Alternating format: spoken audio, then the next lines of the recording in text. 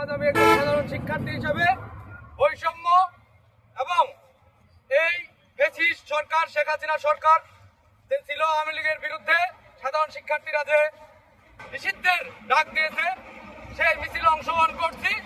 আজকে আমার সবচেয়ে বড় পরিচয় হচ্ছে আমি একজন বাংলাদেশের নাগরিক, আমি একজন সাধারণ শিক্ষার্থী।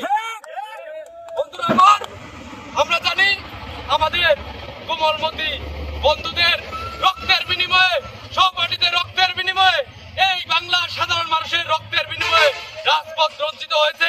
সেই রক্তের বিনিময়ে আমরা এই স্বাধীনতা পেয়েছি, আমরা এই স্বৈরাচার সরকারকে পতন করতে সক্ষম হয়েছি। কিন্তু দুঃখের বিষয়, আজ 7 মাস হয়ে যাচ্ছে, কিন্তু এই ইন্টারিম গভর্নমেন্ট এখন পর্যন্ত এই ফ্যাসিস্ট সরকারের যে দূষর ছিল তাদের বিরুদ্ধে দৃষ্টান্তমূলক কোনো ব্যবস্থা গ্রহণ করেনি। এই দূষর সরকার, এই বৈষম্য, এই ফ্যাসিবাদ সরকারকে নিষিদ্ধ করার কোনো ব্যবস্থা করেনি। আজ আমরা সাধারণ শিক্ষার্থীদের এই ব্যানার থেকে আওয়াজ তুলতে চাই, অতি দ্রুত সম্ভব, যত দ্রুত সম্ভব আমাদের এই শহীদদের রক্তের আপনারা যদি মূল্যায়ন করতে চান তাহলে দ্রুত সময়ের মধ্যে এই ফ্যাসিস্ট সরকারের যত দোষর আছে তাদের বিচার করুন।